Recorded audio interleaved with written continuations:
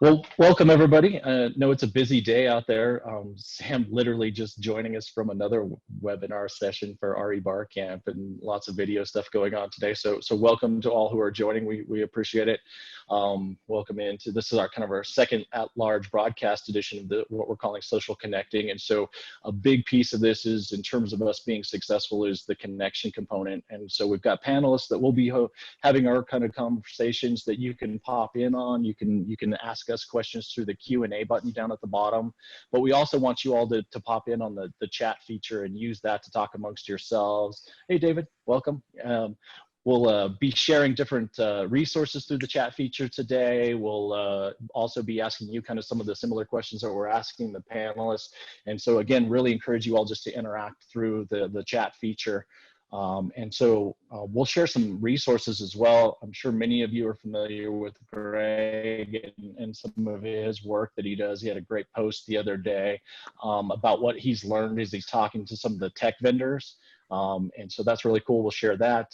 Sam's group at Risto's put together some resources. We'll share that as well. And then Brian's group at Bright's done a really great job of putting together a landing page to really direct folks through this. And so you can check all those out in the chat feature. And Chris, if you want to go ahead and add those, that'd be great. But gentlemen, thank you for the time this morning. Appreciate it.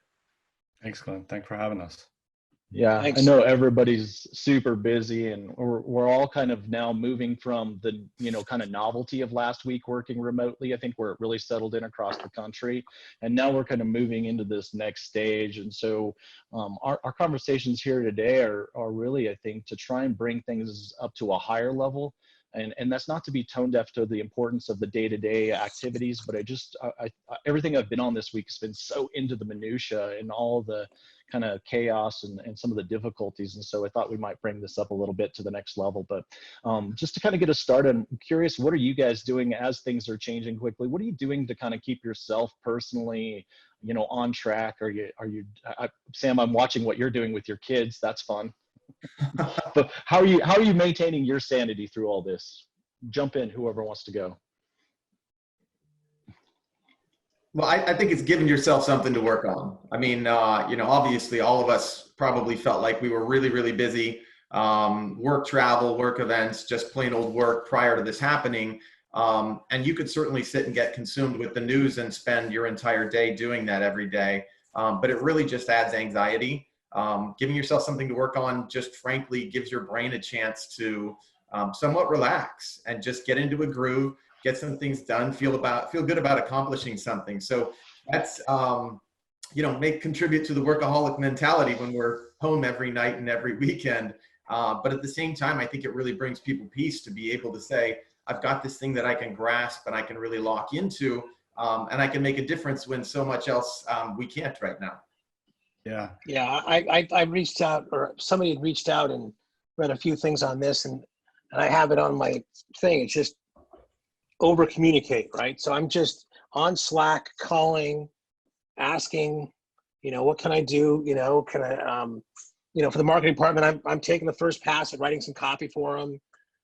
Anything I can do to help out, but I'm just over communicating, right? Because it's very hard to kind of you're not that face to face, you're not anything else. So as much as you can do, I'm just calling, texting, Slacking, emailing, all that, just wrapping that up a whole bunch. Yeah, Clint, I think what this has done is we've been working home for 3 weeks now. We decided to make it a little bit earlier, but that line between work and home is all but gone. I mean, it's hard to distinguish what you're doing when I could be sit down here playing the guitar and all of a sudden start answering emails and, in the middle of the night. So, in terms of trying to keep my mind straight and getting away from it a minute, every morning I get up around 6 o'clock and I do about a 5.5 mile walk with my daughter to sort of talk about things and then take a little time in the evening. Because I know this is going to be a while and it is all consuming. And I know if you don't step back for a minute, you're probably going to not change your mindset and sort of keep going down those same rabbit holes. So I try to keep coming at it from a different angle. Yeah, that mindset thing is starting to feel real, right? Like again, there was the kind of the novelty and everybody's like excited and you know, it's like you get a new present at Christmas and for the first week or so it's new and it's exciting and then all of a sudden you get into the mundane. And so that mindset piece, I think over the next couple of weeks is really going to be important, especially for folks that are in leadership roles and positions, because it's not just about you maintaining your ability, but it's what tone you're setting and how you're sharing with others. Are you guys, do you feel that sense as leaders of your own organizations and even within the industry that people look to you to kind of not only, you know, bring your own mindset, but help them with theirs? I know I've been talking to a lot of vendors. I mean, and just I reached out to a lot and was curious on what they were doing to get prepped, because we had, we had seen what was going to happen. I started my first real estate software company back in '92. So I've seen a lot go through, nothing like this, right? But I just thought, well, maybe there's some things that I can help out or share what we're doing at W&R Studios, and then maybe I can learn from them. And that's been helpful. I've gotten as much good ideas from all those guys, and a lot of times it's just they want to talk because they're all very worried, right? I mean, the biggest problem is right now is just the fact that their employees, they're worried about the employee, the welfare of their employees and things. So it was good to hash those things out and kind of just communicate one-on-one with a lot of these guys. Yeah. I see some folks that are posting in chat. Make sure that you're posting to attendees as well as the panelists so all the attendees can see. So feel free to play along in the sidebar. And in fact, we're going to post an image here in a moment. I don't know if you guys have seen this, but of course we're all zoomed out with the Zoom bingo, where you can scratch off different things as people do it. I promise not to be the person that brings the cat, but someone might. Sam, I feel like you're most likely to have a cat make an appearance here.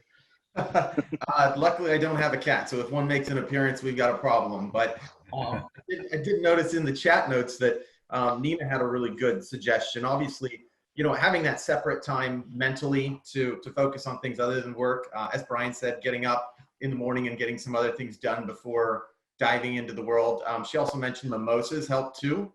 Thank you. It's a good suggestion as well. But yeah, I think folks need productive things to think about. They need positive things to think about, and there's still a lot of that happening. And so it's important for organizations to be able to focus on the things that are going well. Show that confidence to be able to say things are different. Let's just accept that.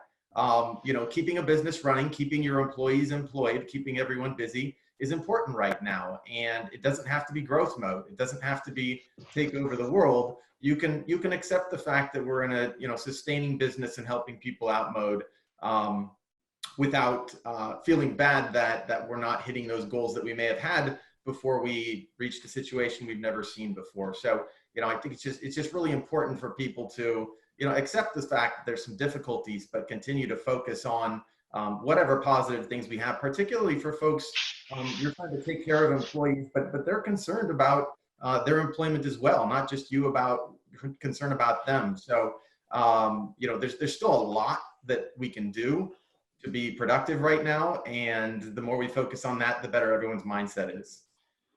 Clint, the question you asked was, I think you asked earlier, are our employees looking up to us, and are they looking to our message and what it is we're doing? And I got to tell you, I think they are. And, Greg said it earlier. I mean, we're in a period where you just over communicate. And I think you got to talk straight. You got to tell it where you are. You got to tell what your plan is. You got to let them know where you're going. You got to let them know that, look, this thing is going to change.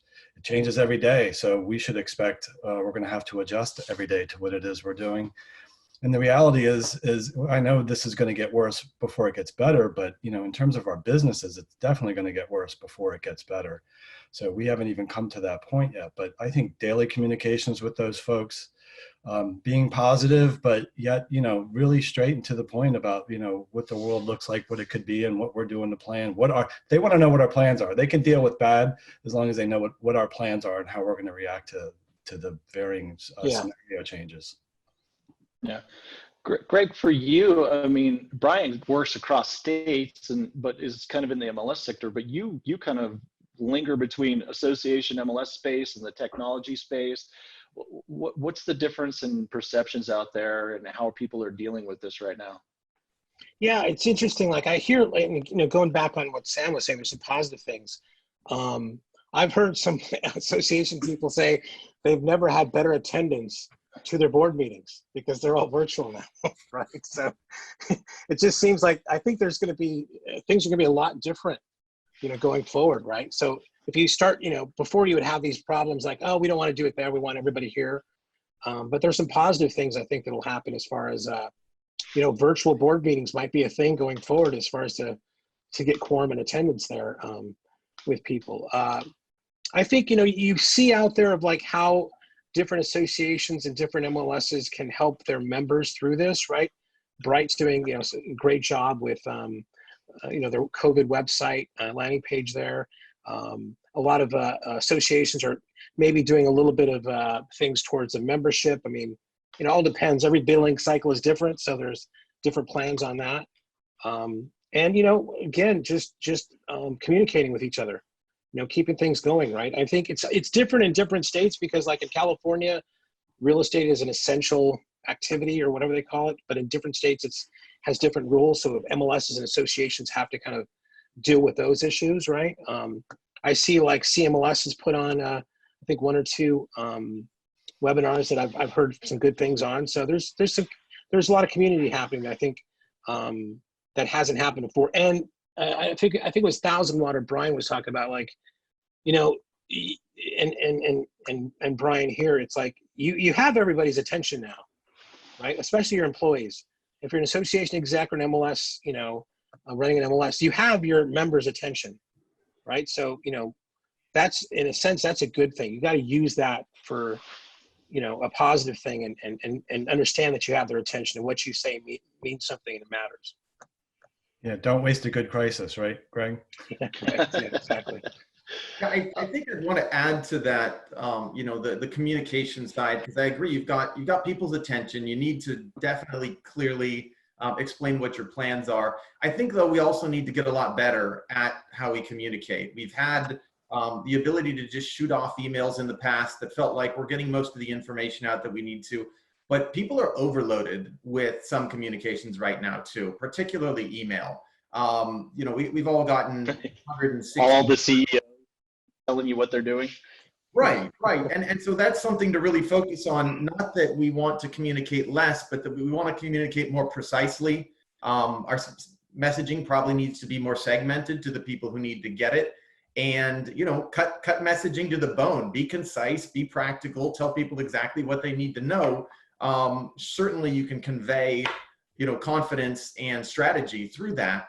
But at the same time, the need to communicate for the sake of communication is overwhelming some people right now. So it's really important to focus on the messaging and being very specific and questioning yourself. We've always sent the messaging this way.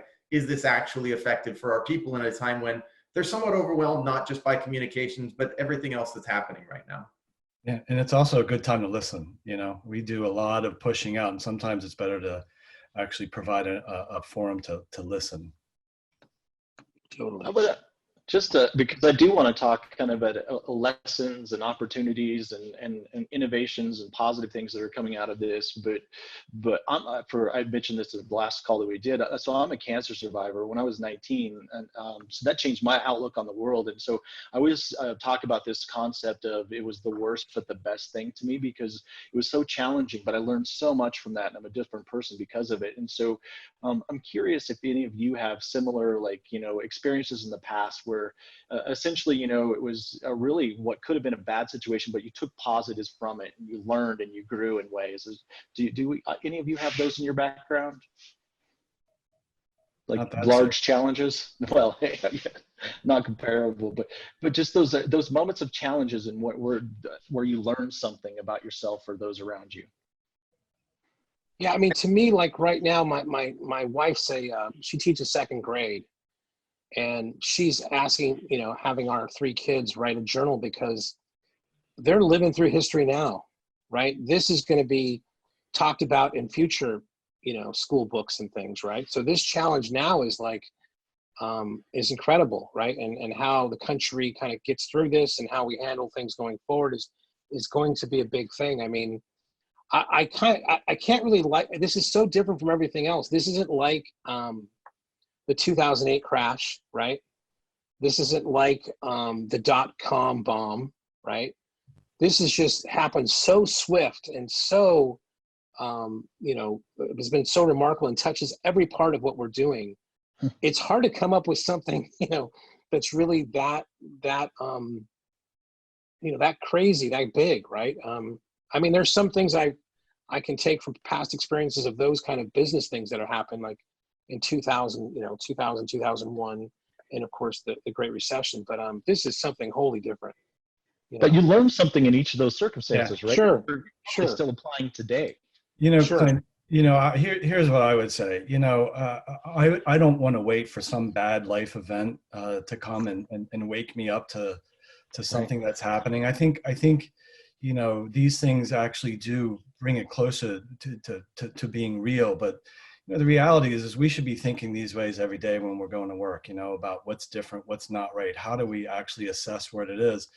Because you know, waiting to that one event, you know, that's not what I want to do. I want to actually do all that stuff now while it's going on. And I think that's the hard thing. I mean, maybe your point is, you know, sometimes something happens, but, you know, to me, you know, the biggest opportunities are when things are smooth. I mean, how do you do things? How do you actually take advantage of things when things are actually going well, so that when things do go bad, I mean, it's not a challenge, it's an opportunity and you're ready to do something.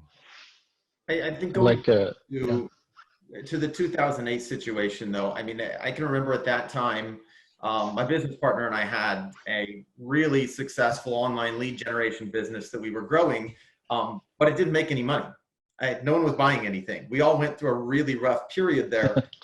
And the choices people were making was, do we cut everything and slim down? Where certainly, you know, a traditional business consultant's going to say, you need to make some cuts. That's going to happen. But it's also an opportunity to grab more market share. And for us, the decision was, we're going to expand. We're going to expand our services. We're going to buy more domains. We're going to build more content. We're going to grab the market share we can. And you know, we were outpacing some of the biggest nationally funded organizations in terms of search engine rankings and lead gen when we came out. And that's really where I think people have to focus. Not that you don't need to be very conservative with your finances, but your core systems and people are still going to be there when we get out of this. And I think there's a big difference in terms of what we're going through right now will certainly have a long lasting impact, but there may be a bounce back in the real estate market. Real estate markets don't always crash when the economy goes into recession. And to continue to keep your people and your systems in place that are your core needs so that you're primed to be ready for that, you know, again, a couple of months from now, we might be back to work. We might have all those people who didn't buy in the last 2 months or the last 4 months be back looking, and we might be in a worse situation in terms of what the economy is and people's ability to buy in general, but we'll also still likely be in a low interest rate time. We haven't built the housing stock that we've needed for the past decade. Most cities are really in the same situation. In Seattle, we've built one home for every 7 people who've moved here for the past decade.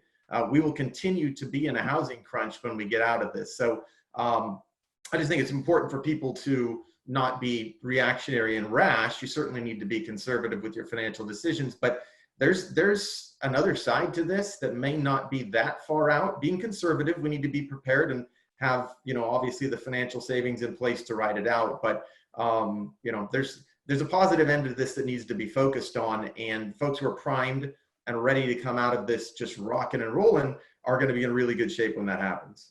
Yeah, you got to play offense as well as defense, right? That's what a lot of the founders I've been talking to about. I mean, I think these first 2 weeks have been a lot of defense, a lot of these cost cutting, a lot of those kind of things. But I think everybody's starting to kind of turn their head. Okay, what can I now that I've got these kind of defensive strategies going, what can I now do to be offensive, right? How can I put an offensive strategy in there to do things that are proactive, as you said? I think that's great.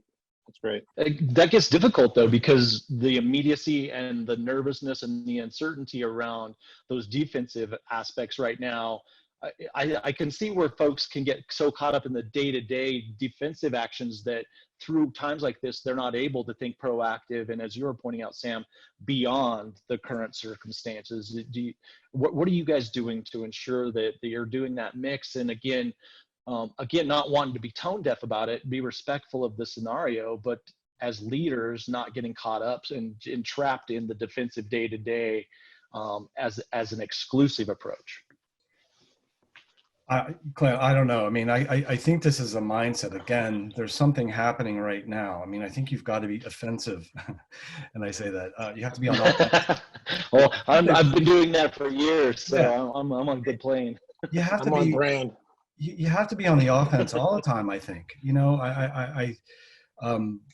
again, you know, I guess we could see this as disruptive, but, you know, I certainly see this as an opportunity. Understand, I'm not trying to be tone deaf here and not knowing that the impacts of all this, but being able to take care of folks, be there for them, have our entire staff working, you know, probably harder than they've ever worked to make sure that everybody's touched upon. But, you know, I don't know that I call that.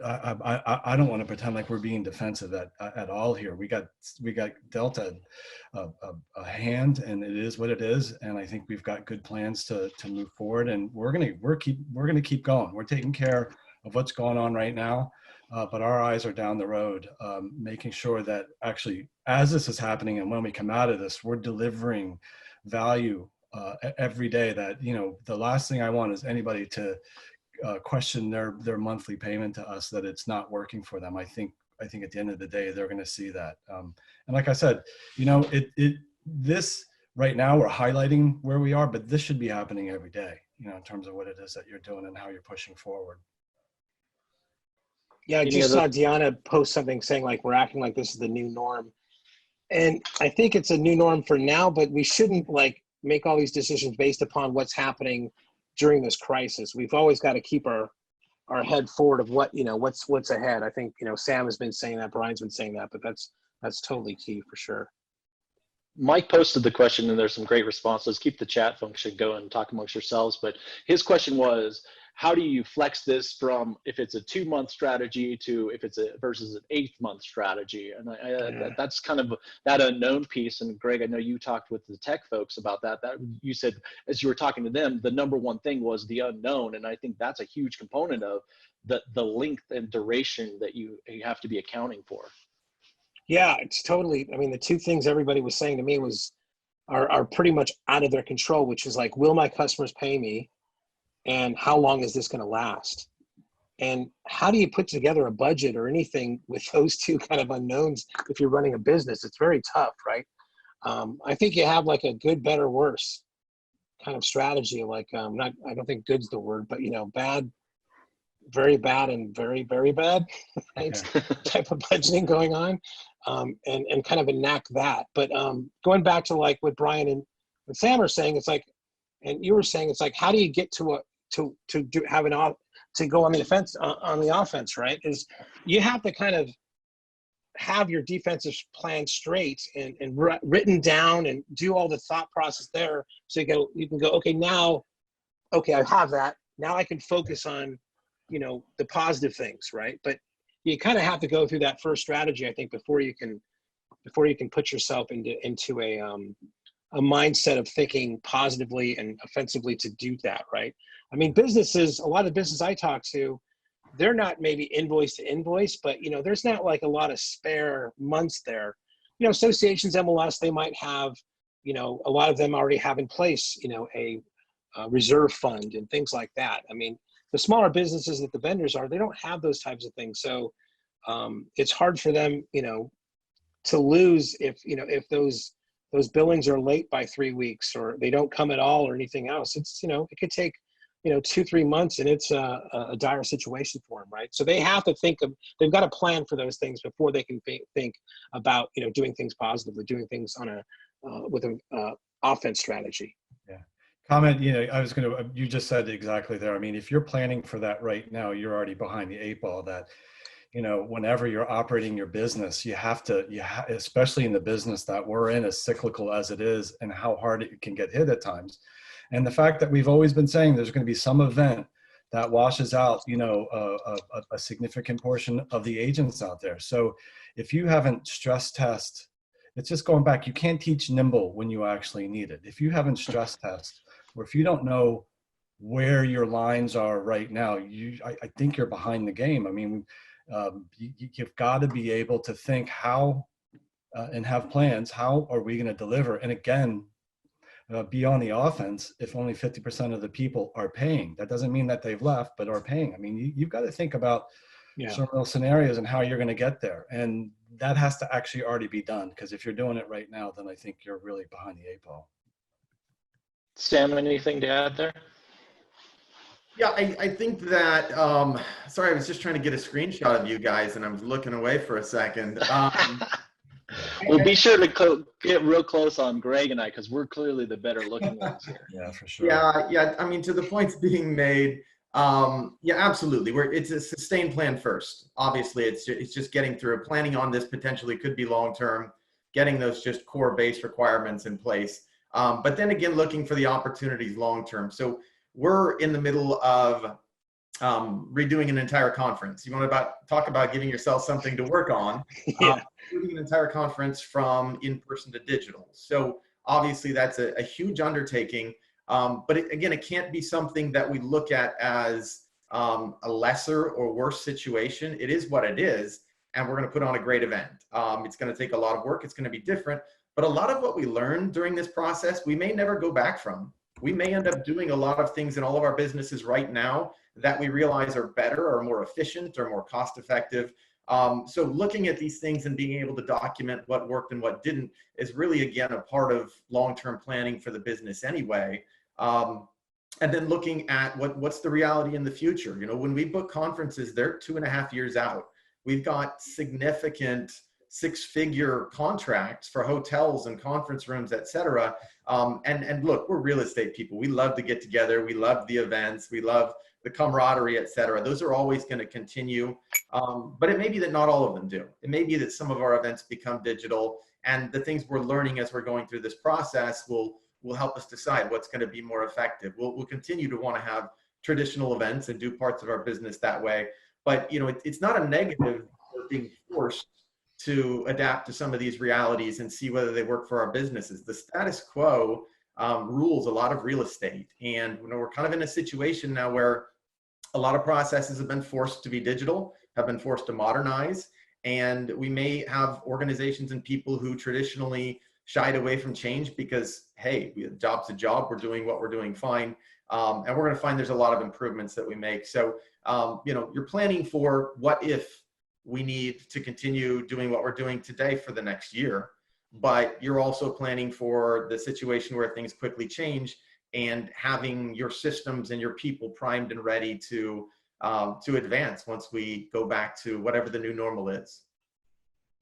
Comments remind you to make sure you on the drop downs as the panelists, but maybe the attendees aren't. So keep those coming. Emily posted a really great thing about not rushing. You know, Brian, you talk about being nimble. Nimble doesn't always mean fast. It means doing it. It's about not rushing to just getting Zoom, you know, things out there, but rather looking at the infrastructure to support that.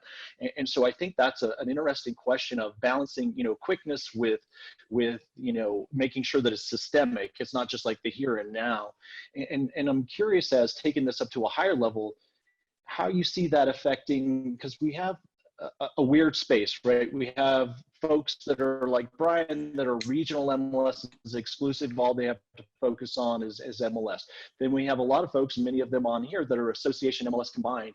And what I think has happened here is we've really seen a larger delineation between those components that have to be served. But in many instances, this idea of nimble has been challenging for folks that are in an association and MLS space where they operate more under association and you know, less under true business MLS approaches. And so I'm thinking this idea and concept of being nimble all the time, not just under these circumstances, gets back to this question about separation of association and MLS responsibilities and business practices. What are you guys' thoughts on those? Yes, that's a lot to unpack. Yeah, I know. You know, I'll take a shot at that. Look, the reality is we are in 6 states and we're in DC. We have 43 shareholder associations. Again, dealing with 6 state associations as well as DC, and it's sort of like the work-home balance. It's all sort of falling together. It's all sort of mashing up together. We're on the phone with our associations all the time. I mean, we're making decisions, I don't want to say collectively, but we're making decisions fully aware of how it's impacting everybody, and we're understanding where the lines are. As you said, we're the variety of states, and I got to tell you, never more so than now. I mean, real estate is local. Pennsylvania and New Jersey were shut down, and Virginia's wide open, and we're sort of wondering what we should do with showings and all these other different things like that. But so we have actually, the business of the MLS and keeping the market open is our job. The associations are taking the lead on everything else that's going on within their state, the programs that are happening, the different dictates that are coming down from the governors, the showings, all that, that's their job. So we're in complete communication and we're always talking, but I don't think we've ever been closer than we have been in the past couple of weeks in terms of trying to manage all of this. Well, I think there's been role clarity in a lot of ways, and the nimbleness that I have seen from associations has largely been to the strength of the association, which is the association's advocacy components. And so to me, there's a delineation and a clarity, and also a reclarification of the importance of those. And because so often MLS takes position one, and then, everything else falls behind that. But Greg, I know you spent some time again talking about and looking at this idea of association MLS, the ability to be nimble, the different roles and responsibilities. What are your thoughts on that? Yeah, the only thing I can kind of add to that is that I was talking about, like, a lot of the vendors were talking about this CARES Act, right? This payroll protection stuff, and I was talking to association executives. Yeah, associations can't do that. Right. So I guess the way that the structure of an association can't take advantage of those types of things. Right. But being on the subject of being nimble, going back to, like, I've seen it. I mean, talking with a lot of these association people of getting the Zoom meetings going, and everybody kind of stepping up and trying to do their best job and for the association, for the membership, and taking their roles and being responsible with their roles. Has been happening out there. It's been great to see. I mean, you just see a lot more community being built. And I think that's exactly what a lot of associations are about, is about that community. But mostly it's just like, I've been always just talking about the business aspects of those types of things. But you begin to hear stories about, like, some great people that are behind that and fostering that community more and more. Yeah, so I mean, talking about, being nimble with your business, we could talk about a couple specific things that we're seeing that I think we see from the tech vendor side and the MLS side right now. So obviously we've been hearing about virtual open houses. We've been hearing about people, can you do a coming soon? Can you do a hold status? Can you do these things with listings? And if you're one of these leading MLSs or software companies, you're working on this day to day right now. I know you're working on this, Brian. And we need to come together so that we've got, and again, this is my pet piece here in terms of standards, but to have the simple way that we all agree that this is how agents and brokers should understand how you can do a live stream virtual house, and this is how you understand how to input it. The MLSs understand how to accept it, how to store it, how to share it, and then your end users at your website companies, your CRMs, your public portals understand what that data is going to look like when they get it. There's a lot of these things that we can work on right now that really are critical, not just for right now, but they may become more popular as we go forward. And again, it makes perfect sense for someone who doesn't want to have 150 people traipse through their house to have an agent sit in the house for a few hours on a Saturday and walk through and show different rooms and do whatever the consumers want them to do. If they want to look inside a cabinet, they can do that. They can ask questions. So I think a lot of these things, we have to just be open-minded to be able to do them because we need them in the short term, but then think about whether they fit into the long-term plan or not. Any additional wasn't thoughts NAR on that? Wasn't NAR pretty nimble on getting? I mean, didn't they do a big push to get realtors, as far as that one of the acts as far as getting unemployment, right? I thought that was. I mean, I thought they struck pretty fast on that, right? Now that's pretty significant. That nothing like that has happened before, right? So, and you see this happening with the state associations where, they get, in some states they lobby to get real estate as essential business. So you do see that advocacy going on that you don't really understand or really you take for granted before, but that stuff happened pretty quickly. When these things came up, you heard about all these stories about everybody, about the associations, either the state associations or the national associations, stepping in there and making sure that the realtor community was heard. I mean, I thought it was great. Yeah, you think about some of the dogma in the industry, the idea that an independent contractor, particularly a real estate agent, could get unemployment insurance. This is just a known no. This has been known forever. That's just not possible. It's not how it works. And within a couple of weeks, it's there. That advocacy component has been huge right now. And they have really been on top of things at the state and national level. Pretty nimble for sure. What has to happen in order for the lessons and the ability to act quickly under these circumstances to be carried forward?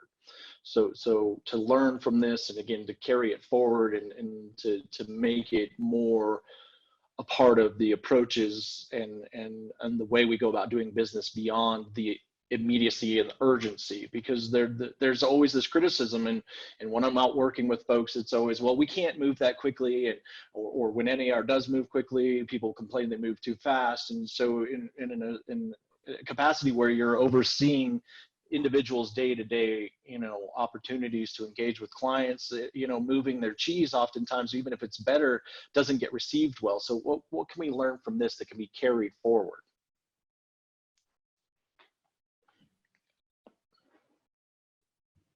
Good question. Anybody jump in?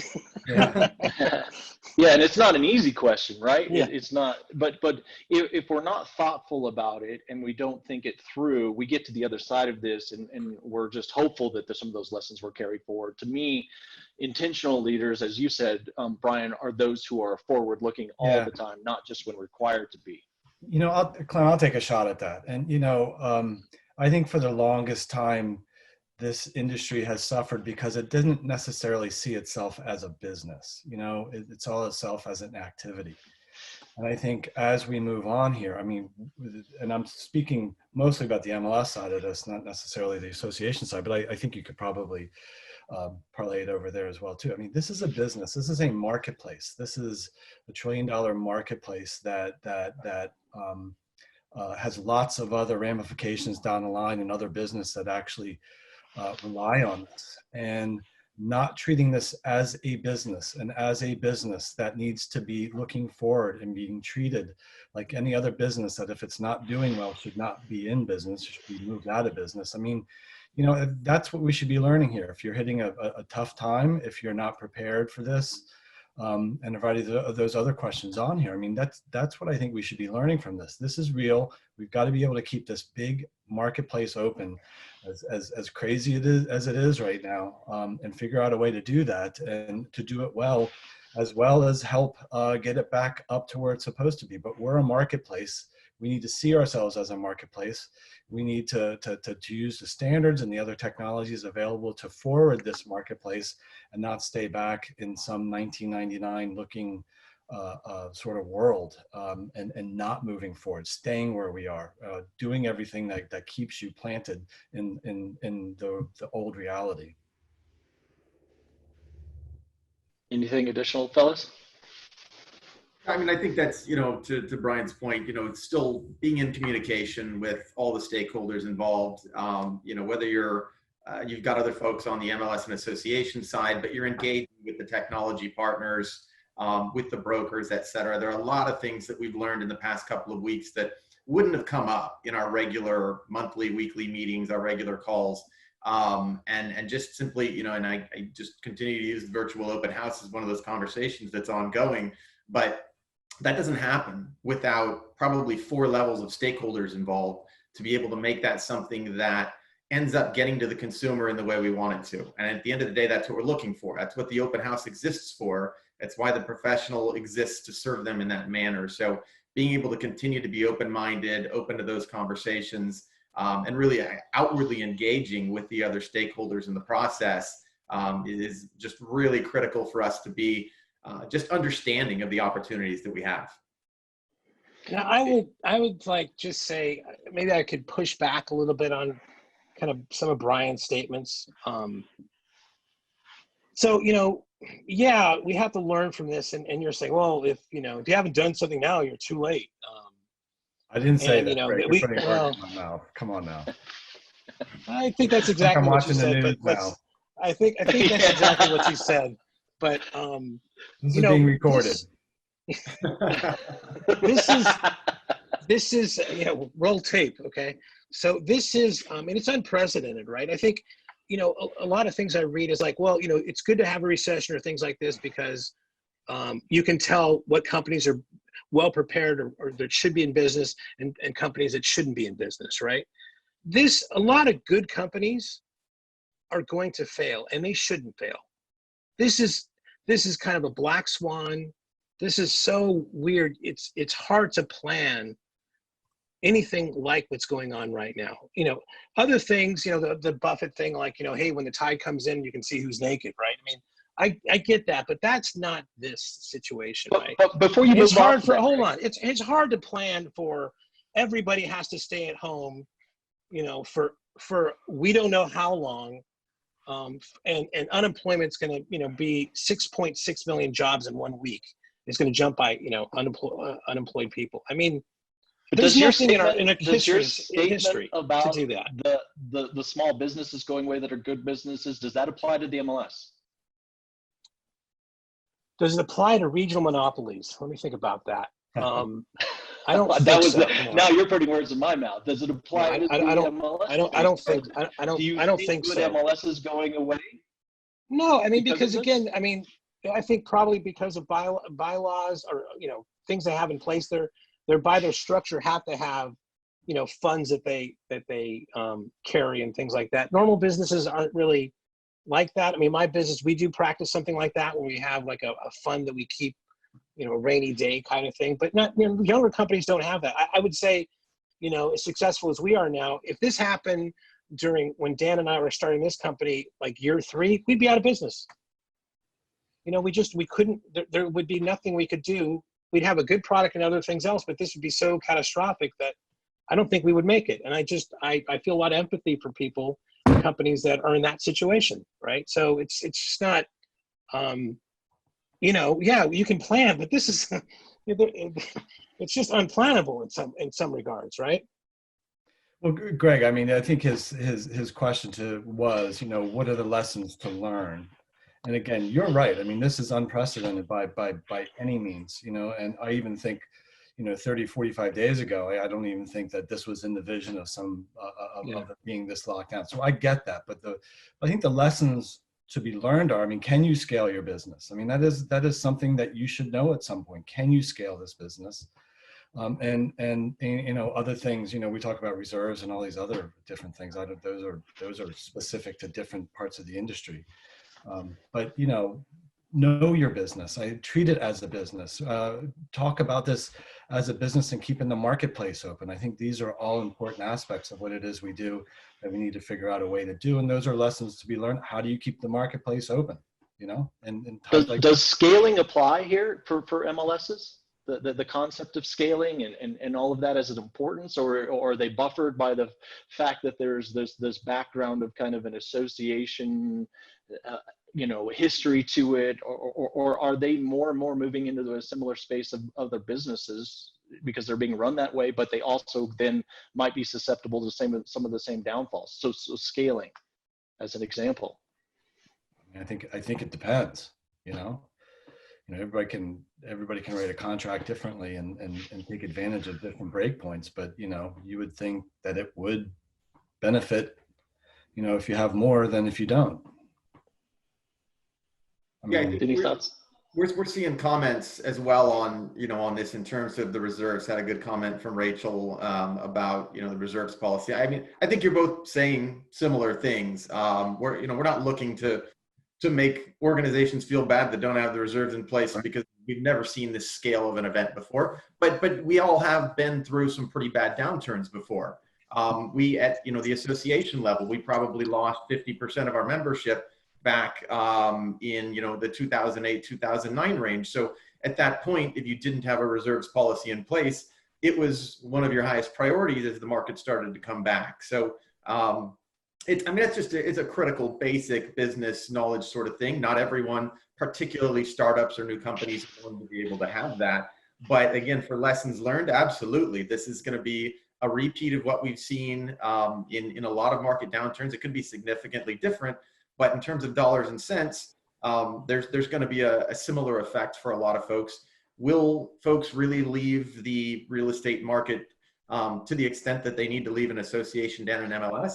I mean, that's usually sort of a last thing for someone in the industry. So you wouldn't see headcounts go down quickly, but if it's an extended downturn, absolutely, those reserves have to be there because we've seen really significant drops in the past in those headcounts. So, at this point, it's a little bit late, as Brian said, for folks who don't have those reserves, but there are a lot of other tactics they can use to sort of mitigate that. I want to change the subject matter, but really noting of recent, showing time, for example, really got a lot of play for the data sets that they had at a not only regional, local, but importantly, and under these circumstances, a national scale, and with the comparability that they had. We often are challenged in the MLS business with this idea of, segregated data sets and bringing it all together. And I would say that this time is showing the importance of data in a centralized capacity. And Sam, obviously this is in your wheelhouse, this idea of centralizing the data, but to me, one of the lessons that we should be talking about here as an MLS industry is how can we better work together to have consolidated data that is super valuable, not only for these circumstances, but long-term, the value that housing data holds.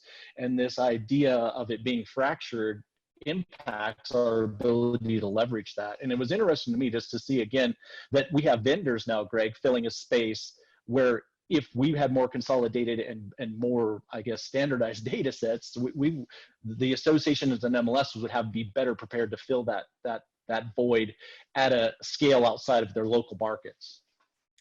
Yeah, can I just hit that softball that you just tossed out there? Yeah, well, we were just talking about this in Rebar Camp. I mean, so there's only so much you can do defensively right now. You have to do it. It's critical. It's the first thing that has to get done. But if it's an MLS or association, particularly, this is the chance to be thinking new things that you can do with your data that provide insights that, frankly, no one else can.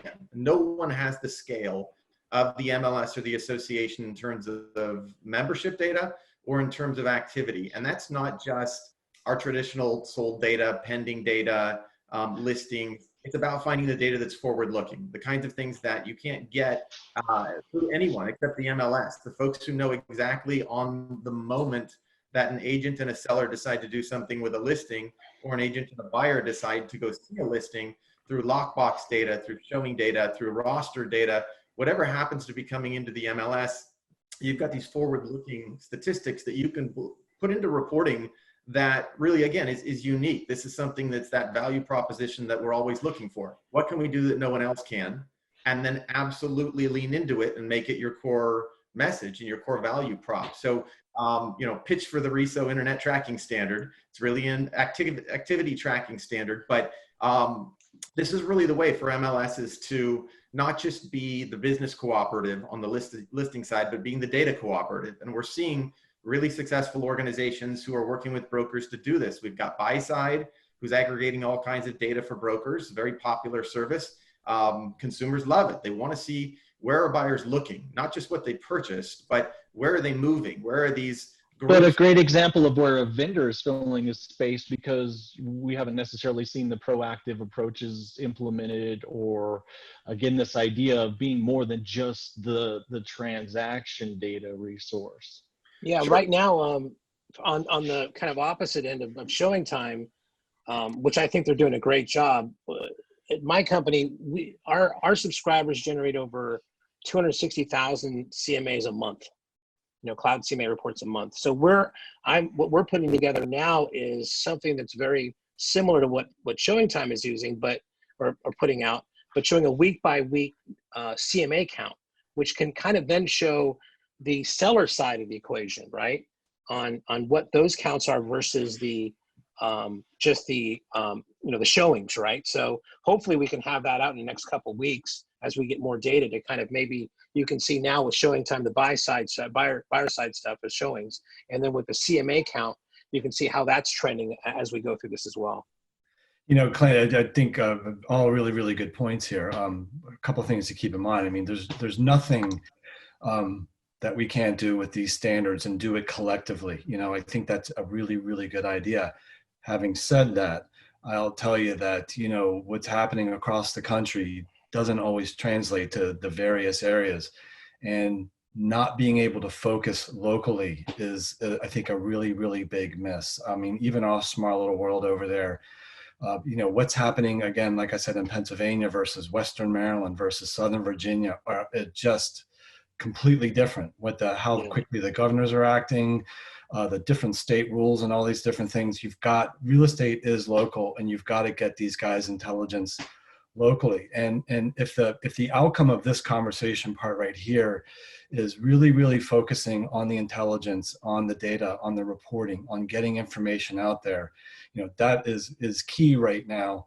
And doing it also locally, because while it may not be super interesting right now because it seems like it's all going down, right? But I think what's going to happen in the coming weeks and months when this thing starts going another way, it's going to be absolutely key for a broker and agent to understand these local markets, where they're going and how they're engaging the buyers and sellers out there, and helping them have confidence in where this is going. So, there's still time to do this, but I think that's a really important aspect of it all. But it's also the comparability, because our localized data sets tell us one thing, but to understand how we then compare to others, and to be able to do that in a way that is, at least comparable, if not the same, I think is kind of the thing that I'm seeing. And the piece of this is there's going to be so much of a broader socioeconomic impact through all of this. Of course, we focus on the housing aspects, but emerging from this, because the housing indicators are going to be so important in the context of whatever recovery we do see, or when we see it, whatever it might be, that if we were able to be able to better position that, utilize it, and Sam, you're talking about using it as a value proposition. I say use it as a financial strategy of, let's move beyond just, head counts and charging members to if this is valuable in a socioeconomic scale, especially coming out of such an economic stressor, couldn't we not only help that, inform that, but also monetize that? Sure, and that's up to the business model of the locals, and that's the beauty of having a model and an idea, but then have local implementations that can change based on what's most valuable for the local markets. And it may be Greg's reporting tools, it may be you look at buy side, you look at showing time, what they've got, you look at Real Scout with the buyer graphs, which is obviously bringing some more of that partial market knowledge, but insights we didn't have before. And for an MLS to be able to use the core MLS interface, their agent consumer collaboration apps, showings, lock boxes, rosters. There's just so much data in there that can provide, whether it's predictive data or prescriptive data that you're providing to your folks at no cost or at a cost. That's a local business decision, but it's being wasted in a lot of ways, frankly, right now. And it's a great part of an MLS strat plan to be able to say, what do we have in terms of data that we're not accessing, that we're not squeezing for every last bit of value, because there are going to be harder business times ahead, and we've got things that we're really not leveraging right now. Yeah. And again, the point from Ann coming to us is we want to demonstrate value. And I'm not saying leave that part aside, but also in this forward thinking idea of being more business minded, if there are elements that add value, not only to those that we serve, but to the general socioeconomic and recovery aspects, just not being insular in our approach to the data sets that we have might open us up to new opportunities and innovations. We've just got a few minutes kind of to close out, but again, through duress, oftentimes innovation is key, and we've seen some of the video outreach, the remote technologies, but maybe I'll start with you on this, Greg. Are you seeing any of your other tech partners that you're seeing lightning like advances in innovations that we could be preparing for or seeing on the other side of whatever this is? Yeah, I mean, I know, internally we're doing this, a launch of what we're calling Cloud CMA Live, which has Zoom integration, and you can draw on the screen and things like that. But we're really made for like in real time listing presentations. But now these can be remote, and I see other companies doing those kind of like virtual showings. Beefing up as far as where the virtual tour links are within their system. So not like big advances now, but I think after we're over with this, and I think that the culture has changed to more of this, that we realize that we can do a lot of business remotely. I think you're going to start seeing those things as we go forward, because this whole thing is going to shift things culturally for sure. So the remote is the holistic innovation opportunity. Yeah. Brian? Again, it's amazing what happens when people have to come together to react to the change in the business reality. We're just talking about virtual tours, using your phone to do a showing, of a variety of different things. And I think the thing to gather from this is when you're committed to doing something and when you need to do something, it can get done. The question is how do we get this sort of reaction from everything during the normal? How do we keep the pace of these sort of innovations during regular times, as opposed to have to wait till something crazy happens? But there's a lot of good things that are going to come out of this, and I think a lot of things that are going to stick.